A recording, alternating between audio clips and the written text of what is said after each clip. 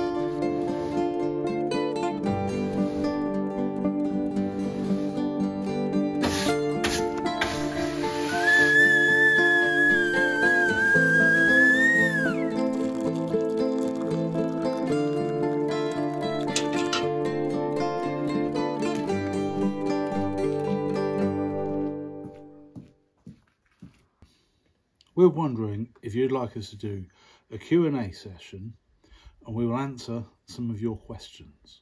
We'll do the Q&A session before Christmas. That's if you want it, of course. Put your questions in the comments below and we'll answer the most liked questions. If you're a bit shy, you can ask your questions on the Nearby Veggies Instagram page. You might notice there's a little bit of a gap here. And that's because this big mimosa down here has come down. Go and have a closer look.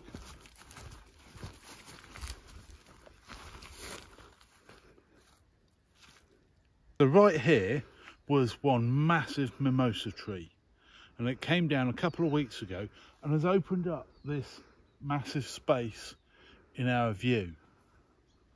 The mimosa trees are actually quite unstable, and we suspect that this one is in a wet zone. We've got the bamboo just uphill of here,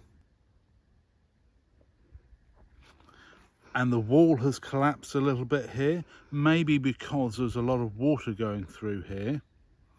And then down there, the ground would have been wet with the amount of rain that we had over the last 6 weeks, and with some windy storms, this one came down. The roots weren't able to hold it in the ground any longer. This tree is not actually on our land, so we're not going to be cutting this one up. The neighbour will be doing it.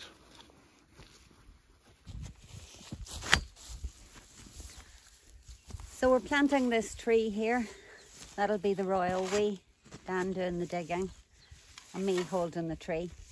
And it's a really special tree.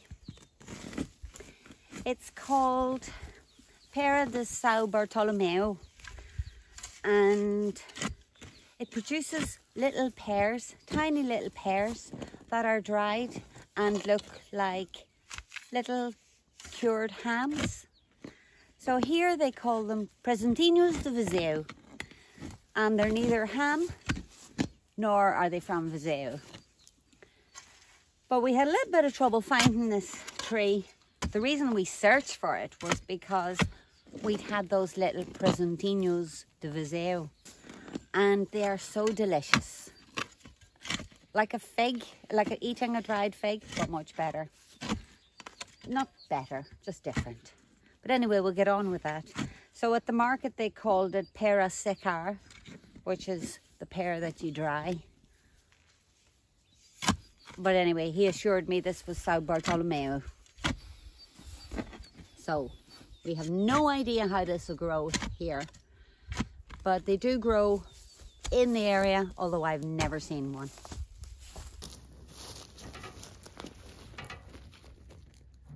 We've had quite a few weeks of a lot of rain, but the last 2 weeks have been dry, and so the ground has dried up, firmed up, and I'm actually able to bring the pickup down here and carry on with my paths and beds down here on the second terrace.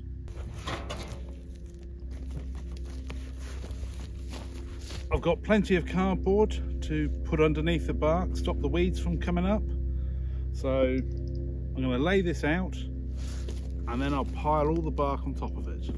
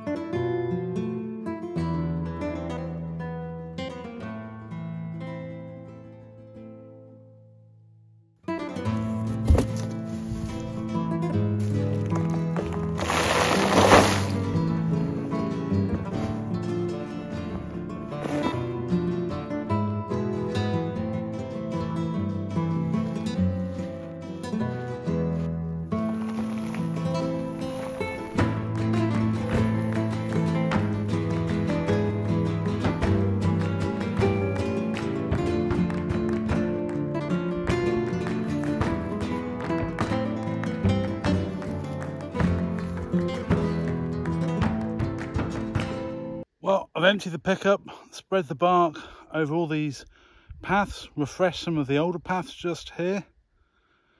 Now it's time to drive the pickup down, turn around and get it back up the land. The pickup truck has just been for its inspection. No issues, which is always good. And now I'm off home for some lunch.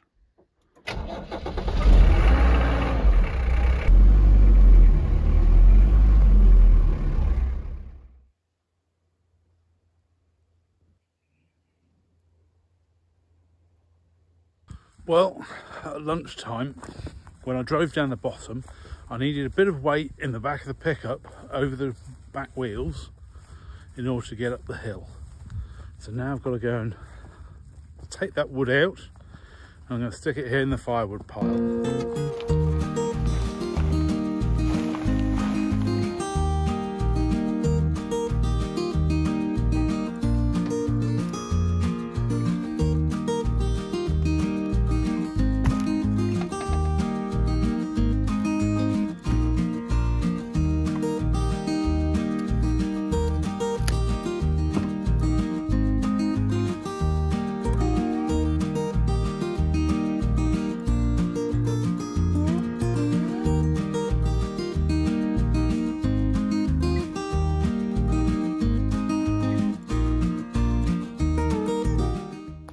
What are you up to?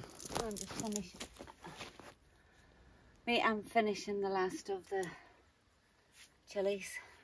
Well, that's a lot of green chilies. Well, it's not. There's another full basket over there.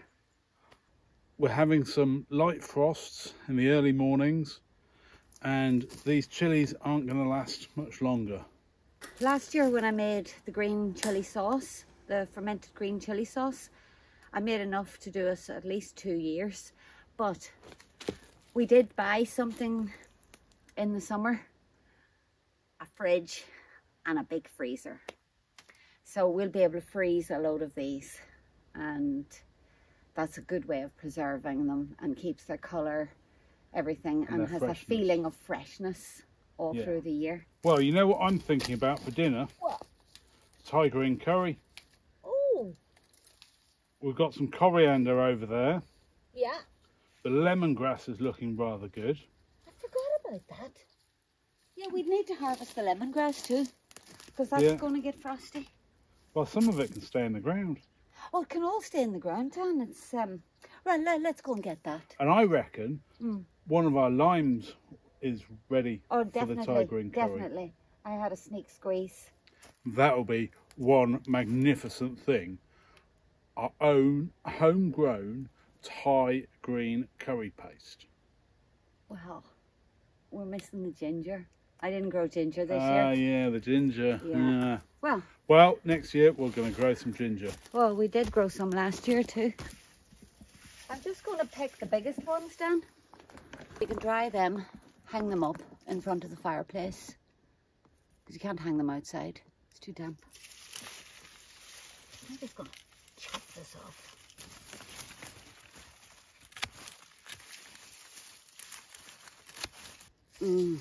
Smell that.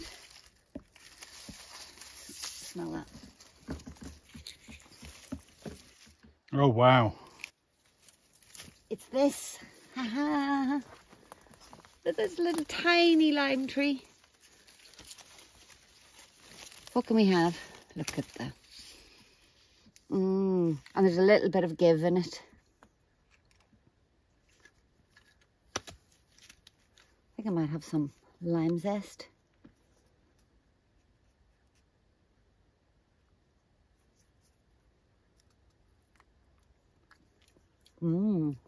Lime in the coconut. Shake it all up. Green chilies, lime, nice bunch of lemongrass to get drying, and what else do we need? Oh, coriander. Yeah. A little bit of a stick. Coriander? Yeah.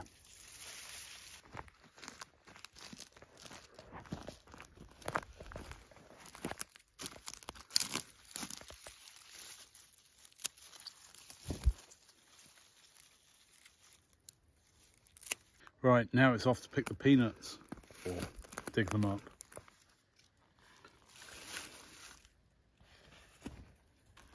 I missed a few of these.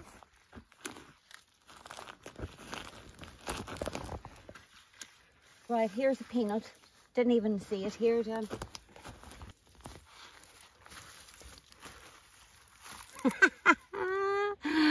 A peanut. That looks really nice. I think it was too late in planting them, you know. But I won't be giving up. trying to remember which president, American president, was a peanut farmer. Isn't it Jimmy Carter? Well, this one is the biggest. Right, here we go.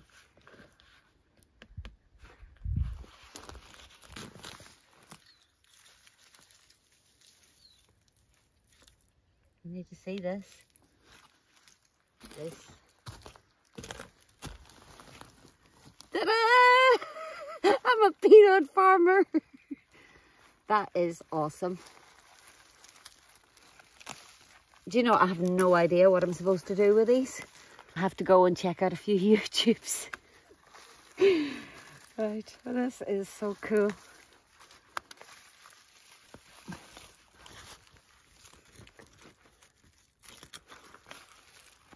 Well, for the size of the plant, this one is pretty good. I think they're not ready, you know, but I'm afraid to leave them in the cold because I don't know what happens.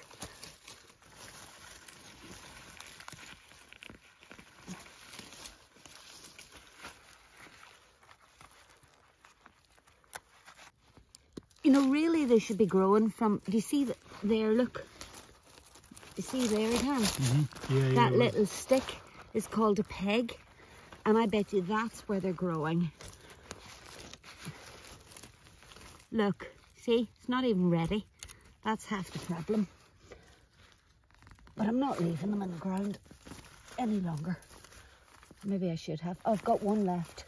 I'm going to leave that one. And, oh, look at this. Whoa. I did read that if you leave them in the ground too long, you get nothing. So I'm taking no chances. What do you think? Should I leave this one in the ground? It's not really doing anything. Leave that one in the ground and see what happens to it. See if I can encourage these wee pegs to grow. Maybe that would be better. Yeah, because you don't know if you don't try things, new things. Oh, look at that for an exciting harvest. I grew them from peanuts, but I think I planted more than I harvested.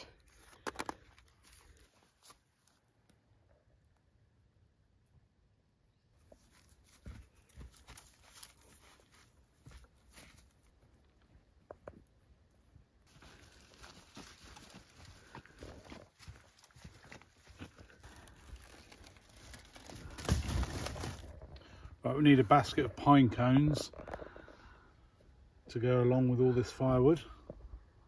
Then we'll be able to start our evening fires easily.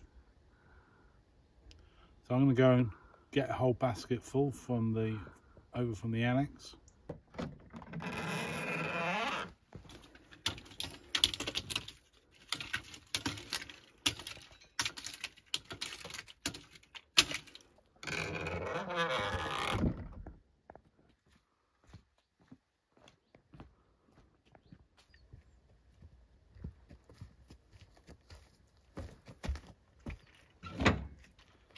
Well, we're off home now to make that Thai green curry.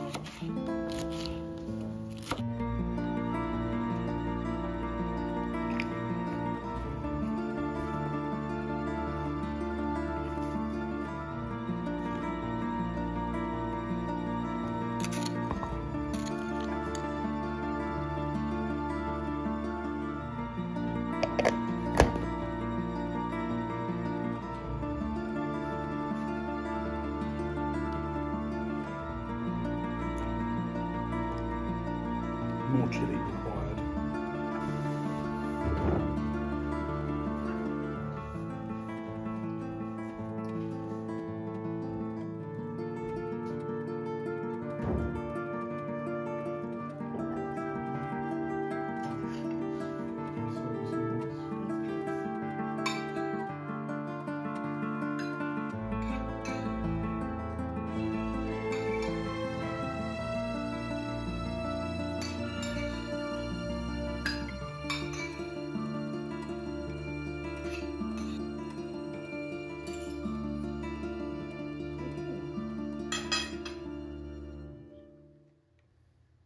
That might be the best laying ever. Yeah, definitely.